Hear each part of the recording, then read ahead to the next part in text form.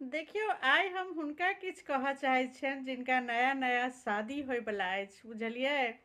तऽ जे नया नया दूल्हा राजा बनबै और शादी कऽ कऽ कनियाँके घर अनबै ने, तऽ अहाँ कनि एकटा काज हुनका लए जरूर कऽ लेब, अपना कनियाँ लए, जे अहाँके परिवारके लोग बहुत मान सम्मान करै छथिन। ई तऽ बढ़िआँ बात छै, अपना कनियाँके अपना पुतोहके बहुत नीकसँ राखै छथिन, ई नीक बात छै। लेकिन अगर किनको घरमे अहाँके कनियाँके जखन बेइज्जती हुअ लागे ने, और जखन कनियाँके ऊपर बहुत प्रकारके होइ छै, बुझते छियै ससुरालके लोग जहन सुनाबैवला एगो परिवार भऽ जाइ छै और सुनाबऽ लागै छै ने, तऽ बहुत किछु जहन सुनाबैत रहै अहाँके कनियाँके जहन बेइज्जती होइत रहै ने, तहन एक रत्ती अहाँ अपना कनियाँके साथ दऽ देबै, बुझलियै। ओहि काल जे अहाँ अपना कनियाँके साथ देबै ने, तऽ ओ जे सम्मान अहाँके लेल अहाँके कनियाँके नजरिमे बनतै ने, ओ सबसँ पैघ सम्मान होइ छै।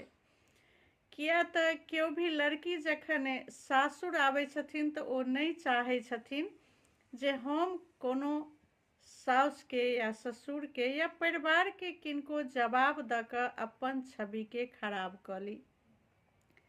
लेकिन जखन हुनकर मतलब होइ छै कोनो कोनो परिवारमे जे हुनका पाछुए पड़ि जाइ छै और बहुत किछु सुनबऽ लागै छै, तऽ जहन ओ सहन करैत रहै छथिन और जखन पति साथ दऽ दै छै ने, तऽ ओहि कनियाँके जेना जीवन पलटि जाइ छै ओहि लड़कीके।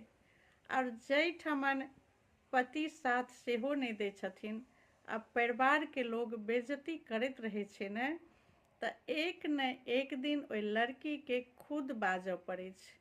किया तऽ बर्दाश्त कते दिन करतै, बर्दाश्त करैत करैत एक दिन ओकरा खुद बाजऽ पड़ै छै।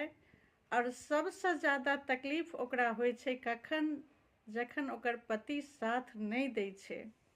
और जब ओ लड़की बाजऽ लागै छै और सहनसँ बाहर होइ छै तऽ बाजैए पड़ै छै, तऽ अहाँके कनियाँके छवि अहाँके परिवारमे सेहो खराब भऽ जाइए, बुझलियै।